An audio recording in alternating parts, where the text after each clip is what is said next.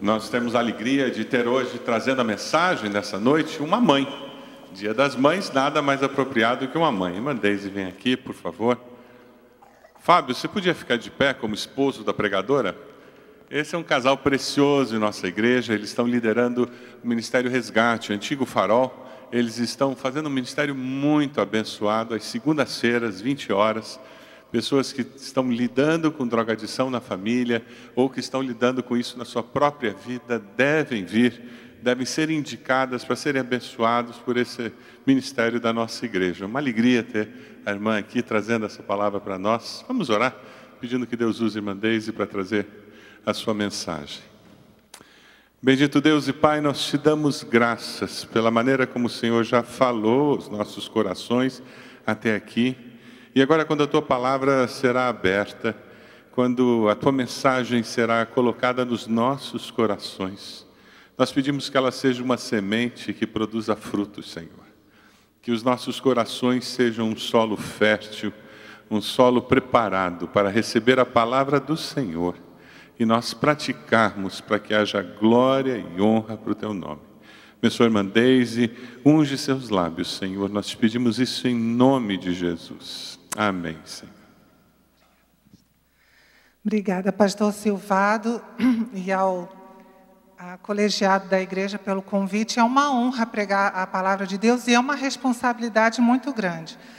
Assim que eu desliguei o telefone, depois do convite do pastor Silvado, falei, Deus, e agora? Né? Eu falei, sim, agora o senhor vai ter que me dar uma mensagem, porque eu sei que o senhor quer falar com a igreja. E hoje é o Dia das Mães, é um dia muito especial, realmente, mas eu sei que tem um monte de gente aqui que não é mãe, e o pastor André pediu para as mães levantarem a mão. Agora, quem não é mãe porque é homem, né? Não tem como ser mãe, homem, ou porque é jovem, por favor, levante sua mão. Então tá, a mensagem é para vocês também, tá bom? Eu orei realmente a Deus, falei, Senhor, né, eu gostaria de pregar algo que pudesse abençoar toda a igreja. Nós não vamos abrir a mensagem com uma leitura bíblica, mas não se preocupe, essa mensagem é bíblica e nós vamos ler bastante a Bíblia no decorrer da nossa conversa aqui. Olha, só para desmistificar algumas coisas. Quem vos fala não é perfeita. E talvez se tivesse colocado os meus filhos lá naquele vídeo, eu sou mãe de 2 adolescentes, tá? Tivesse colocado ali junto com aquelas crianças que falaram, eles também iam dizer, minha mãe é legal, mas ela é braba. Provavelmente eles iam dizer isso. E a minha família não é perfeita. Ah, a sua também não? Eu acho que não existe família perfeita aqui. Mas a minha família é abençoada. E é isso que importa. Eu vou estar testemunhando a respeito de coisas que eu aprendi com relação à maternidade ao longo da minha caminhada com Deus. E tem muito a ver, irmãos, com decisões que a gente toma desde muito cedo na vida. Porque o que a gente semeia hoje, a gente vai colher amanhã. Então, uma decisão mal tomada, mal baseada, mal ponderada hoje, amanhã vai trazer consequências. Então, eu sempre, desde muito cedo, tive muito receio de tomar decisões, no princípio, muito receio de tomar decisões, será que esse é o melhor caminho? Será que esse é o melhor caminho? Mas percebi que as decisões têm que ser tomadas e têm que ser tomadas com coragem. Eu vou começar com um pouquinho da minha história de vida. A maioria aqui não conhece. Eu acho que essa parte da minha história, quem conhece realmente é o meu marido e meus filhos. Eu fui gerada dentro de um casal que não era casal. Meus pais não eram casados quando a minha mãe engravidou de mim. E naquela época isso era uma desonra. Eu já tenho alguma idade, né? Hoje isso já não pega mais tanto, mas naquela época isso pegava mal. E o meu avô fez o meu pai se casar com a minha mãe. Falou, não, você engravidou a menina, agora você vai casar. Ainda mais que essa garota veio do interior, o que ela vai fazer, né? E eu tive que conviver com um casamento ruim. Isso não é fácil, conviver com um casamento onde o casal luta para permanecer junto, ou pelo menos um deles luta para permanecer junto. E isso trouxe, sim, feridas para mim, para o meu irmão. Irmãos, não quero ser injusta com meus pais, não faltou amor para mim, Não faltou amor para o meu irmão. Não faltou educação, não faltou disciplina, não faltou pão, não faltou nada. Mas faltou estabilidade dentro de casa. Isso faltava. E, graças a Deus, muito cedo, aos 9 anos de idade, eu conheci Jesus como meu Senhor e Salvador. E aqui está a nossa primeira leitura de hoje. Está lá em João 1, 12 e 13. Vamos ler junto, por favor? Contudo, aos que o receberam, aos que creram em seu nome, deu-lhes o direito de se tornarem filhos de Deus, os quais nasceram de Deus. E eu percebi que agora eu tinha entrado para uma nova família. E uma família de um pai, esse sim, infalível. Aqui todos nós falhamos, mas esse pai é infalível. E isso foi um consolo para o meu coração. E uma alegria, e trouxe paz realmente ao meu coração. Aos 9 anos de idade eu tomei essa decisão por Jesus. E eu me converti numa igreja muito grande no Rio de Janeiro. Na década de 70, irmãos, uma igreja muito grande não era uma coisa muito comum. Para os irmãos terem ideia, o templo tinha capacidade para 1.000 pessoas, a gente tinha 4 cultos por domingo. Realmente, isso era um milagre na década de 70. E, então, assim, a gente não tinha oportunidade de conhecer muita gente dentro da igreja. E uma das coisas, porque eu amo a minha igreja, é porque ela trabalha com células. E, com isso, eu tenho a oportunidade de estar mais perto de pessoas. Isso é muito importante, viu, irmãos? Mas lá a gente não tinha essa oportunidade de conhecer muita gente. E eu conheci, mesmo assim, nós conhecemos uma senhora, e carioca sabe como é que é, né? Falou, oi, vamos tomar café na minha casa? É assim, né? E essa senhora falou para minha mãe, vamos tomar café na minha casa? Isso depois de um culto de domingo à noite. E nós fomos, foi lá minha mãe, eu, meu irmão. E, de repente, essa senhora começou a testemunhar como ela tinha conhecido Jesus. E eu ganhei pela primeira vez na minha vida uma heroína, adolescente, que era a filha dessa senhora. Ela falou, olha, eu cheguei a conhecer Jesus por causa da minha filha. A minha filha aceitou Jesus e meu marido e eu não aceitamos essa decisão. Ela foi na igreja no começo e, à medida que a gente percebeu que aquilo estava... Porque no começo a gente achou, tudo bem, né, é uma fé cristã, de qualquer forma, mas à medida que a gente percebeu que essa menina estava se aprofundando naquilo, nós começamos a ficar preocupados, e a fé tradicional da nossa família. E nós dissemos para ela, você está proibida de ir para a igreja. E trancávamos o quarto dela para que ela não fosse à igreja, mas ela tinha uma Bíblia. E nós ouvíamos a nossa filha, com a porta trancada, cantando, lendo a Bíblia, a minha heroína, e orando. E isso foi tocando o nosso coração de uma tal forma que um dia nós abrimos a porta e dissemos, leva a gente nesse lugar, porque tem alguma coisa diferente lá. E toda a família aceitou Jesus. 6 meses depois, o pai dela morreu de câncer de próstata. Eu nunca conheci essa menina, sabia? Ela não estava lá naquele dia. Mas eu, criança, tomei outra decisão. Eu quero ser assim. Eu quero ser firme desse jeito. Eu quero andar que nem essa menina. Não importa se as pessoas vão tentar me afastar de servir a Deus, eu vou servir a Deus. Anos mais tarde, quando eu já estava com 18 anos, meus pais se divorciaram. Foi outra dor, irmãos. Embora a gente conviveu com aquele casamento ruim durante tanto tempo, foi outra dor. Mas Jesus nos sustentou lá. E nós permanecemos firmes na rocha. Eu já tinha 18 anos quando isso aconteceu. E ali eu tomei outra decisão. Eu falei, não. Meus pais acertaram bastante. E eu quero copiar o modelo dos meus pais, onde eles acertaram. Mas eu quero oferecer algo mais que faltou na minha casa, que é a estabilidade. E desde moça eu fiz o propósito. Eu não me caso, eu morro solteira, se não for para casar com um homem de Deus. E realmente isso era firme. Eu quero alguém que tenha o mesmo propósito que eu. E esse foi o segundo propósito que eu fiz. Não. Aqui. Eu e a minha casa serviremos ao Senhor. Esse foi o propósito que eu fiz aos 18 anos de idade. Eu falei, Deus, a minha família vai ser tua. E isso daqui é para todos os adolescentes e jovens solteiros. Vocês têm decisões importantes ainda pela frente. Deus está disposto a orientar cada uma delas, mas vocês têm que primeiro decidir por Jesus. Primeiro decidir por Jesus. Nesse versículo fala, eu e a minha casa. Então, uma pessoa tomou a decisão sozinha primeiro. Eu vou servir e eu vou levar a minha família. Então, jovens, adolescentes, tomem hoje a decisão. Vocês querem ter famílias abençoadas? Eu não sei como que é a família de vocês. A gente sabe que tem adolescentes que vêm à nossa igreja que nem tem os pais frequentando aqui, como aquela menina no meu passado. E é muito importante que a gente tome essa decisão. Eu quero Jesus como Senhor da minha vida. Ele manda em mim. Se ele disser vai, eu vou. Se ele disser fica, eu fico. Se ele disser senta, eu sento. Se ele disser levanta, eu levanto. Mesmo que eu não entenda nada. Mas ele mandou, é porque está certo.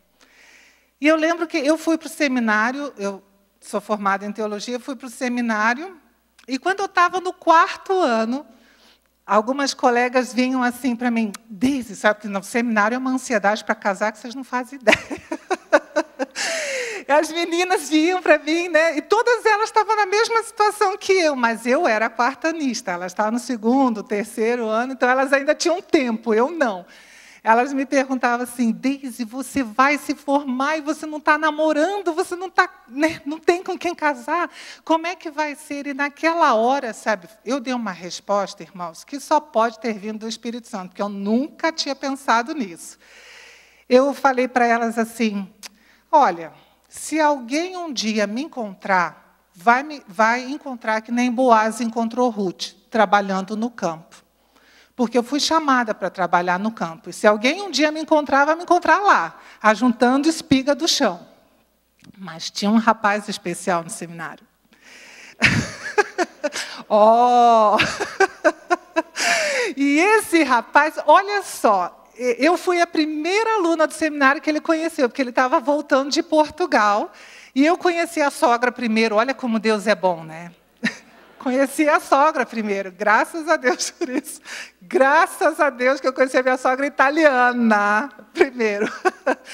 E eu fui a primeira colega de seminário que ele conheceu. E ele tinha uma namorada, ele veio de Portugal namorando. E eu gostava de outro também na época, né?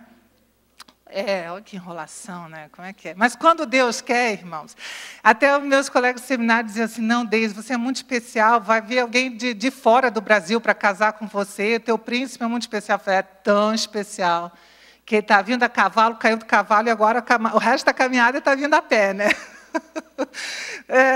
Eu estava no 4º ano, né, quando eu conheci esse rapaz. Mas, engraçado, a gente se conheceu... E ficamos amigos, nada, não bateu aquela química. Sabe quando é engraçado? Quando o Fábio chamou a minha atenção, quando um dia nós estávamos num culto de capela, e, de repente, eu olhei para o lado, não sei por quê, porque estava lá cantando, louvando, como todo mundo, de repente, eu olhei para o lado e estava aquele rapaz lá, de mão levantada, chorando, se derramando na presença de Deus, e eu falei, cara, esse garoto tem algum relacionamento bonito com Deus, né? Começou ali. E aí, nós começamos a namorar um dia depois da minha formatura. Ufa! E nós tínhamos o mesmo propósito. Eu e a minha casa serviremos ao Senhor.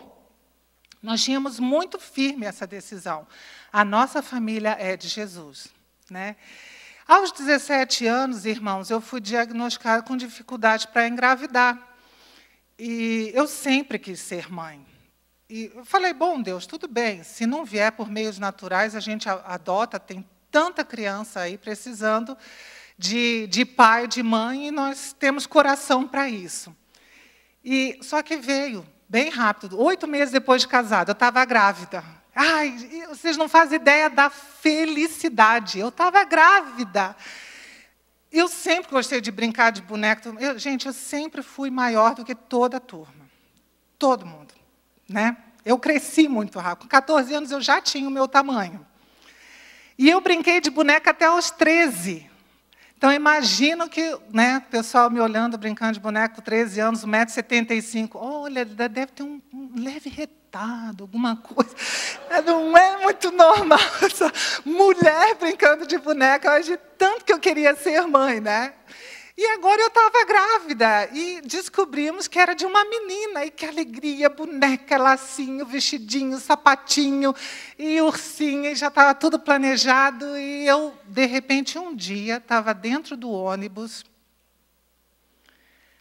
e a ficha caiu. Ei, não é uma boneca, é uma pessoa.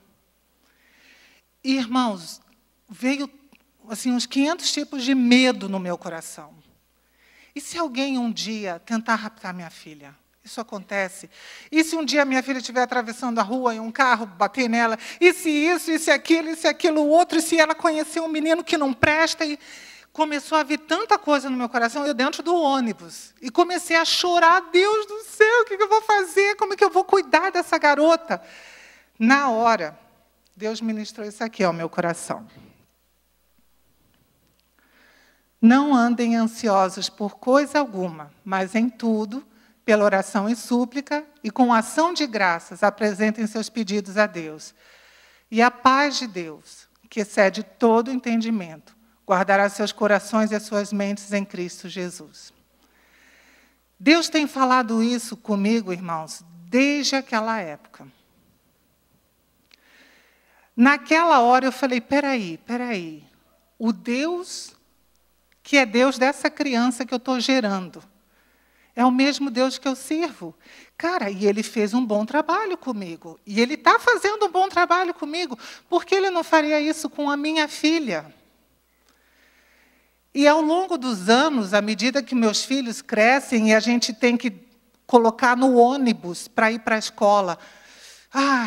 E agora? Porque eles precisam, sabe, irmãos? Eles precisam de um pouco de independência, eles precisam aprender a se virar. E foi difícil para mim e para o Fábio deixar os nossos filhos se virarem. Porque a gente queria proteger. Não, eu. Até que chegou uma hora, eles têm que começar a levar a vida deles. Graças a Deus, eles têm bons amigos aqui na igreja, e volta e meia eles estão se reunindo.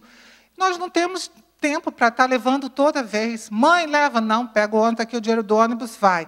Eu vou te buscar. Mas você vai ter que ir sozinho.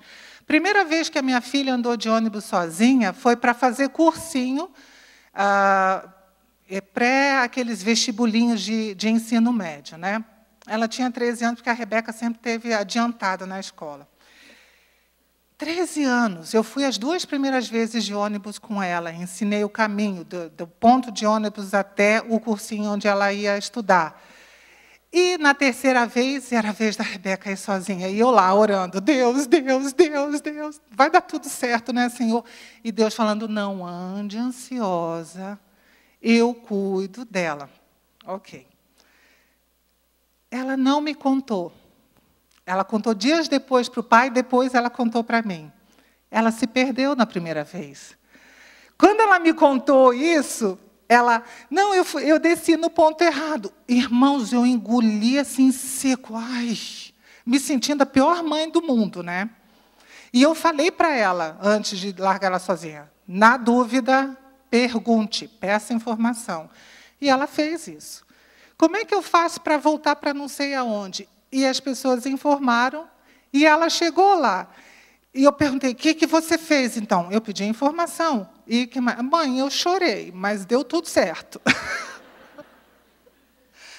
Graças a Deus, irmãos, graças a Deus deu tudo certo. Deus me acalmou, e Deus tem me acalmado ao longo dos anos, que nós vivemos num mundo mau, sim. Um mundo violento, aqui no Brasil, principalmente, né? Criar os filhos no exterior talvez seja um pouco menos dramático nessa questão de segurança, mas aqui no Brasil isso pega forte e a gente fica muito inseguro. Mas não, os meus filhos não são meus. Eles são de Jesus. Jesus tem cuidado de mim. Ele cuida deles. Eu sei que Ele cuida deles.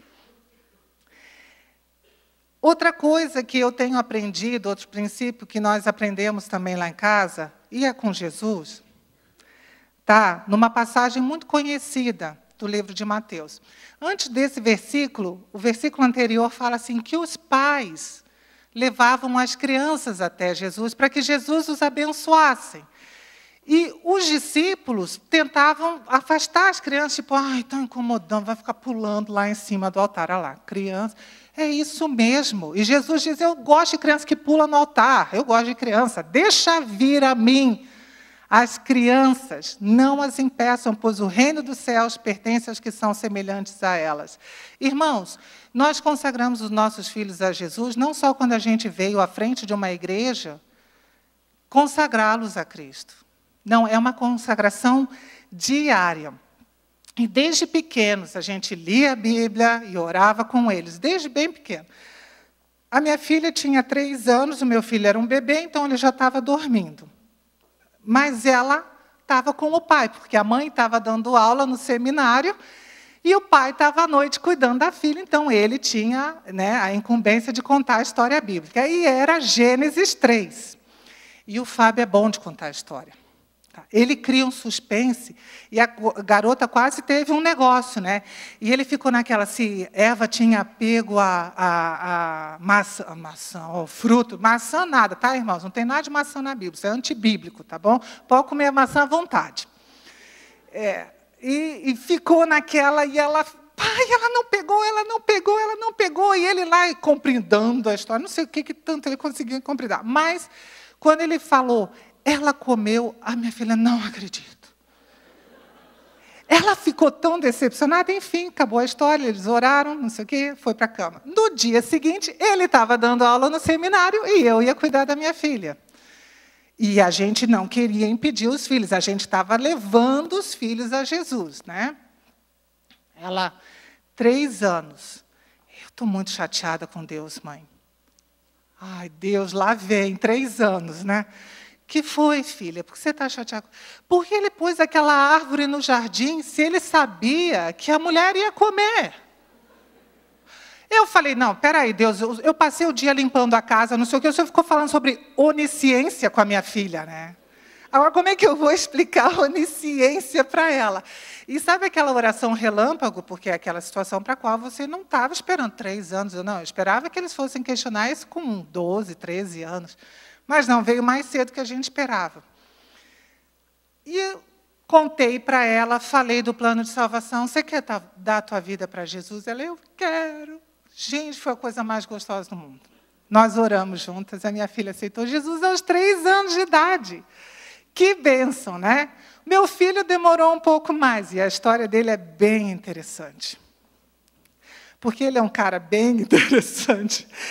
Ele aprendeu a ler na escola e não estava mais na idade de ir para o cultinho, como nós aqui despedimos a igreja. Então, ele tinha que ficar na igreja aos 8 anos e ouvindo a mensagem do pai, pastor. Ele abriu a Bíblia assim, aleatoriamente, e foi dar no Apocalipse. Um com Gênesis, outro com Apocalipse. Vocês viram como é que é, né? O negócio. E ele, quando eu vi que ele estava lendo aquilo, o filho, não, olha, aí eu fechei a Bíblia, abri em Mateus, leia esse aqui. Não, tá legal esse livro aqui. E ele continuou lendo Apocalipse, e eu e o meu marido passamos dias, filho, não, suando a camisa, literalmente. Filho, não, Apocalipse não. Não, é legal. Eu fico, gente, criança nessa idade, quem é pedagoga aqui sabe, tem a mente literal. Então, eu acho que quando ele lia sobre aquelas bestas, que era aquele negócio meio Power Rangers, os monstros dos Power Rangers, sabe? E eu e o meu marido tentando livrar ele dessa ideia. E nada, a escola me chamou. Sabia que o pai era pastor. O que vocês andam ensinando para o seu filho em casa? Por quê? Não, porque ele está aqui dizendo para todo mundo que Jesus vai voltar e que vai ter monstros e não sei o quê. Não é nada disso. Não é nada disso que a gente está ensinando para ele. Mas, irmãos, eu não sabia. Era por ali que o Espírito Santo estava falando com ele. E um dia, uma noite, na realidade, nós estávamos na sala, né, conversando, de repente ele veio, se sentou no cantinho do sofá, todo encolhidinho assim, e começou a chorar. E o que foi, filho? Jesus vai voltar, eu não sei se eu vou para o céu. Eu sou pecador, eu já comecei a chorar, né? Eu também, filho. Eu também, mas eu sei que eu vou para o céu. E aí nós apresentamos o plano de redenção para ele, e ele perguntou 500 vezes, tem certeza que se eu aceitar Jesus eu vou para o céu? Vai, filho. Mas é assim tão fácil? É, filho. Ele pagou o preço. Você é pecador. Eu também. E por isso que ele pagou o preço. E o meu filho aceitou Jesus conosco naquela noite. Não deixamos de apresentar o Evangelho para os nossos filhos. Deixe vir a mim os pequeninos. Pai, mãe, você está levando o seu filho a Deus? Sabe, não tem como a gente dar daquilo que a gente não tem. Então, eu vou mudar a pergunta. Pai, mãe, como anda a sua comunhão com Deus? Você tem buscado a Deus em devocional e oração? Você apresenta a Deus a sua família? Ou você acha que você é a solução para os problemas da sua família? Como anda a sua... Você não vai dar para o seu filho o que você não tem. Se você não tem alimento espiritual, você não tem condição de dar. Então, busque a Deus, eu e a minha casa. Começa com você. É uma decisão pessoal. Depois, nós sabíamos, ok, nossos filhos aceitamos Jesus, o trabalho não acabou por aí. Nós agora tínhamos Nós tínhamos essa incumbência aqui, de ser modelo para os nossos filhos. E esse versículo, vamos ler todos juntos, de novo? Educa a criança no caminho em que deve andar, e até quando envelhecer, não se desviará dele. Irmãos, no caminho, isso significa que você está junto, não é o caminho. Ensina para a criança o caminho. Ó, filho, vai por aqui, e você está aqui do lado de fora. Você tem que estar trilhando esse caminho junto com o teu filho.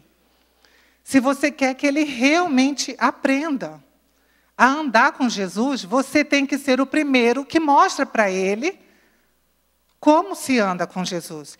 Só que como é que a gente tinha que ser modelo? Ser modelo como? Então, vamos lá. Nós tínhamos que primeiro ser modelos na conversa. Sabe, a gente fala muito de provérbios, daquele, de usar a vara contra o filho, mas a minha Bíblia, em provérbios, fala muito mais vezes. Ouve o conselho do teu pai, não rejeite a disciplina da tua mãe. Isso está querendo dizer o que? Essa família é conversa, viu? Tem mais conversa do que vara em provérbios. E como que você vai disciplinar uma criança que você não ensinou? Como que eu posso cobrar, se eu fosse professora, um resultado de um aluno de uma matéria que eu não dei? É absurdo. Então, a gente tem que conversar. E lá em casa, nós conversamos sobre tudo. Política, esporte nem tanto, porque eu sou a que gosta mais de futebol lá em casa. Incrível, mas é verdade. E a minha filha de futebol americano. É assim lá em casa. Mas a gente conversa, inclusive, desde pequeno, sobre sexo, drogas, rock and roll e heavy metal, porque rock and roll, eu já aprendi, não é a mesma coisa que heavy metal. Tá bom? Nós conversamos sobre tudo. Sabe por quê? Desde pequenos, eu pensei, eu não quero que os meus filhos aprendam sobre essas coisas de pessoas que não têm nada para ensinar para eles. Então, desde pequeno, a gente falou, sim, sobre sexo dentro de casa. Claro, né, irmãos? Desde que a gente percebeu que eles tinham maturidade para isso. A gente não saiu falando sobre o assunto quando a dúvida não surgiu. A partir do momento, mãe, o que é? Mas primeiro tenta entender o que o teu filho está te perguntando também. Tem uma história de uma mãe que o filhinho veio perguntar, mãe, o que é sexo? Ela começou a suar gelado, explicou tudo a respeito de sexo, e a criancinha lá ouvindo. depois ela... Tá, e o que eu marco nesse quadradinho aqui? Quando o teu filho te faz uma pergunta, cheque que você entendeu a pergunta, tá? Era só sexo masculino ou feminino. Era só isso. E a mãe explicou coisas desnecessárias, tá bom? Nós conversamos sobre isso. Conversamos sobre drogas lá em casa também. Drogas químicas, mas outros tipos de droga que anda por aí também, tá, irmãos? Pornografia. E a gente vigia. A gente está ali em cima. E há momentos que a tentação bate, mas, graças a Deus, porque nós abrimos o caminho da conversa, a gente consegue reverter a situação. Tá? Mas nós também decidimos que a gente ia ser modelo não só na conversa, o segundo item é... Não sei, será que não está funcionando isso aqui? Está ligado. Agora já foi demais, está vendo? No comportamento, que está lá em Provérbios 3:7. Esse versículo é importante ler, e esse eu vou pedir para você abrir a tua Bíblia. Provérbios 3:7. Não adianta tentar bancar o super pai, a super mãe, o infalível, porque eles vivem com você. Eles veem o teu dia a dia. Provérbios 3:7 diz assim: não seja sábio aos seus próprios olhos, tema o Senhor e evite o mal. Uma das coisas que nós temos procurado ensinar aos nossos filhos é: os erros acontecem, nós erramos. E a gente não pode ser sábio aos próprios olhos, não, porque nossa, o pai é pastor, então ele não pode. Não, se erra, pede perdão. Isso é norma lá em casa. Se erra, pede perdão. E nós ensinamos aos nossos filhos que a gente teme a Deus e a gente evita fazer o mal. A gente é bem-sucedido, mas quando a gente falha, eles veem. Tá? Eu não sei quantos aqui estão com filhos na idade de aprender sobre leis de trânsito na escola. Mas não é que eles sentam no banco de trás e começam: se você passa no amarelo, vermelho, passou no vermelho. Eles são assim, eles cobram mesmo. Tá? Não deu seta. Não deu seta. Estava entrando, não deu seta. Por que não deu seta? Tá? Os filhos da gente veem a gente. Tá? Não adianta você tentar pôr a máscara de Homem-Aranha, Mulher Maravilha, ou sei lá, agora Mulher Maravilha já não está mais tão na moda, né? Mas outra heroína qualquer aí, não adianta. Eles sabem como que a gente está se comportando. Outra área que a gente também, lá em casa, decidiu ser exemplo é no ensino bíblico. Irmãos, a igreja é a nossa parceira. E aqui, mais uma vez, eu amo a igreja do Bacaxiri, porque essa é uma igreja onde o ensino bíblico é levado a sério desde a idade mais, né, desde a criança mais novinha ao adulto mais antigo, vamos falar assim. A nossa igreja se preocupa com isso. Só que nós não deixamos tudo para a igreja, sabe por quê? Porque eles vêm aqui algumas horas por semana, e nós também. Mas nós conversamos a respeito. E lá em casa, meu Senhor, chega o horário do almoço, final de semana, claro, né? Dia de semana a gente não está junto. Mas chega o horário do almoço, chove dúvida. E aquilo, e não sei o quê, vai falar que o ateu falou, que a ciência disse, que o outro não sei o quê, e o garoto da internet comentou, e o que você acha disso? E é muito legal você pegar o teu filho, tua filha, lendo a Bíblia, e depois... O que Jesus quis dizer com isso? Porque não ficou muito claro para mim. Isso é muito legal, gente. É muito legal, sabe? É aquela sensação que você tem quando o teu filhinho está aprendendo a falar e aparece uma palavra constitucional. E ele, o que é constitucional? Difícil de explicar essa, né? Mas tem algumas coisas da fé que são difíceis de explicar. Mas a gente conversa sobre Bíblia dentro da nossa casa. E que, mais uma vez, você não pode dar daquilo que você não tem. E sabe, se Deus te deu um filho, se Deus te deu uma filha, Ele te deu o compromisso, junto com eles, a bênção e o compromisso de levar esse filho, essa filha, para Jesus. Eles são mais dele do que teus. Deuteronômio 6, essa passagem que eu pus ali em destaque, ela fala, olha, essas palavras, primeiro, né, ame o Senhor teu Deus de todo o teu coração, essas palavras que hoje te ordeno, você vai falar andando pelo caminho, assentando, levantando, vai marcar na tua casa, a tua casa vai estar coberta de Bíblia, porque essas crianças precisam conhecer a palavra de Deus. Esses jovens precisam conhecer a palavra de Deus. Essa palavra tem que ter lugar dentro da nossa casa. E, por último, nós decidimos ser modelo para os nossos filhos no compromisso com a igreja. E aqui pega muita gente. Sabe, irmãos, há alguns anos, meu marido e eu tivemos uma decepção muito grande com uma congregação muito grande. E nós saímos dessa congregação muito machucados. Para os irmãos terem ideia, era uma igreja nacionalmente conhecida como cemitério de pastores.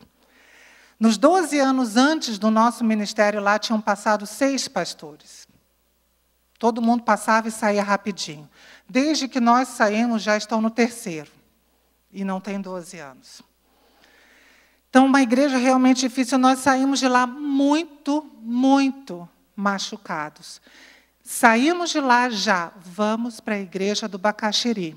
Nós conhecíamos o pastor Silvado, foi professor do pastor Fábio na Faculdade Batista, também deu aulas em matérias que eu tive de mestrado para o Fábio também. Conhecemos o pastor China, se formou na mesma turma que o pastor Fábio, pastor Marcos. Como o Fábio veio transferir de Campinas, ele fez 6 anos de seminário, né? 2 lá e 4 aqui pingado, né? Então, nós conhecíamos os pastores e tínhamos confiança nas pessoas e na metodologia. Então, saímos daquela igreja, vamos para a igreja do Bacaxiri. Só que nós morávamos no Boqueirão, era longe a beça. E os meus filhos, naquela época, meu filho tinha 8, e minha filha tinha... Não, perdão, meu filho tinha 9 e minha filha tinha 11 anos. Então, eles eram da galerinha dos juniores. E nós entendemos, vai ficar complicado levar esses 2 para o Juba na sexta-feira à noite. Porque a gente vai ter que ir lá, leva os 2, volta para casa. Era 2 horas, tá, irmãos? Entre ir e voltar, e trazer os filhos, e voltar para casa, depois buscar os filhos, e voltar para casa. Mas nós dissemos, nós vamos pagar esse preço. Porque essas crianças precisam desenvolver amizades sadias, e elas estão dentro da igreja, normalmente não estão na escola. Algumas até sim, mas normalmente a chance maior é de que eles encontrem bons amigos dentro da igreja. Nós pagamos um preço. Houve vezes em que nós estávamos tão desanimados por causa da nossa dor pessoal, que a gente dizia, não, hoje a gente não vai. Não, hoje a gente não vai. Só que nós olhávamos para eles 2 e nos olhávamos e dizíamos, mas eles não podem ficar sem ir. Então, nós vamos. Vamos, luta contra o desânimo e vamos. Chegávamos aqui, Deus ministrava o nosso coração e ministrava o coração deles também. Em Hebreus 10, 25, vamos abrir lá? Hebreus, capítulo 10, versículo 25.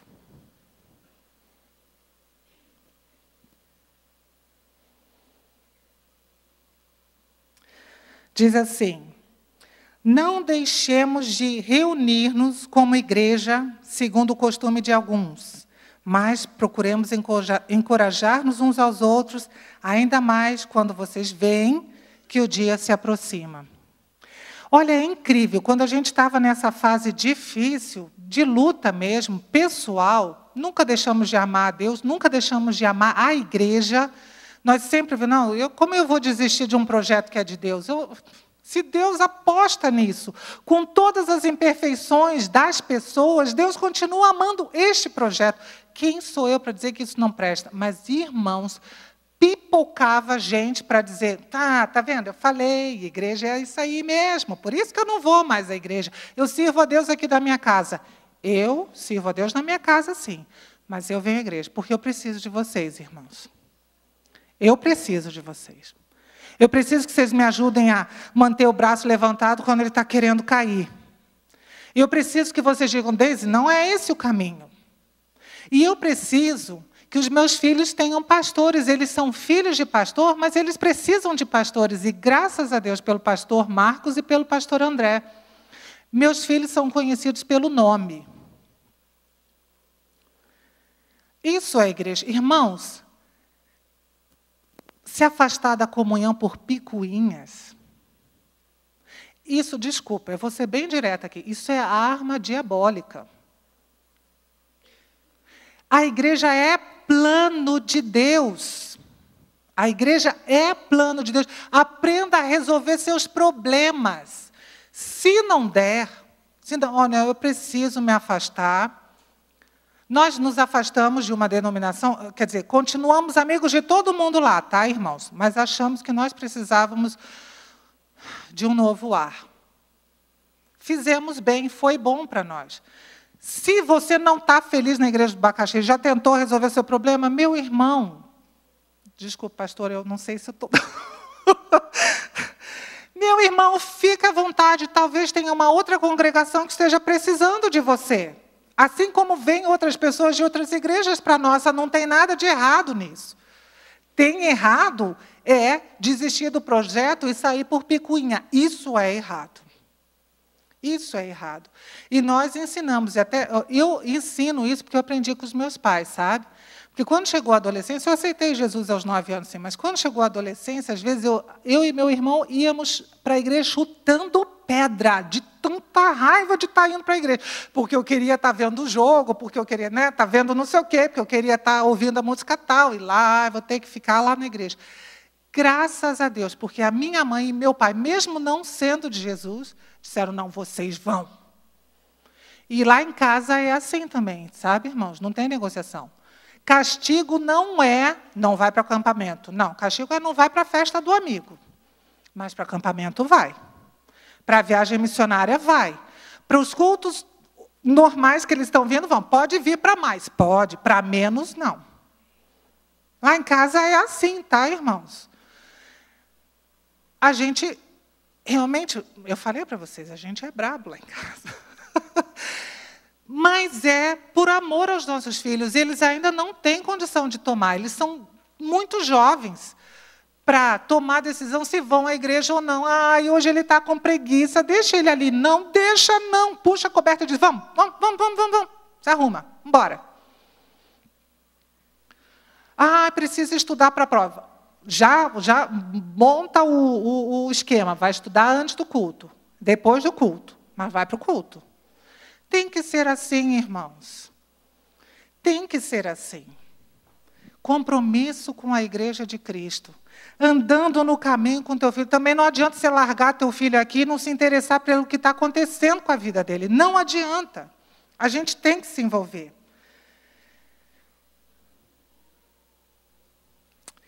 Talvez alguns pais de jovens adultos estejam aqui hoje pensando, Deise, mas eu fiz tudo isso. E meu filho e minha filha se afastaram do caminho. Isso dói. Eu não conheço a tua dor, mas Deus conhece. Ele é o pai do pródigo. Ele é o pai que teve que ver o filho ir embora, dar cabeçada na vida, para ponderar, lembrar que o que ele tinha dentro de casa tinha valor. Não é fácil, mas o conselho que eu posso te dar, pai e mãe, é: tenha a mesma atitude de Deus. Teu filho tem livre-arbítrio. Você não pode tomar as decisões por ele. Chega uma certa idade que ele vai decidir, ou ele vai pelo mesmo caminho que você, ou ele vai dar outro rumo para a vida dele. E isso é muito triste. Mas, às vezes, a gente tem que deixar ir. Mas nunca largar a mão.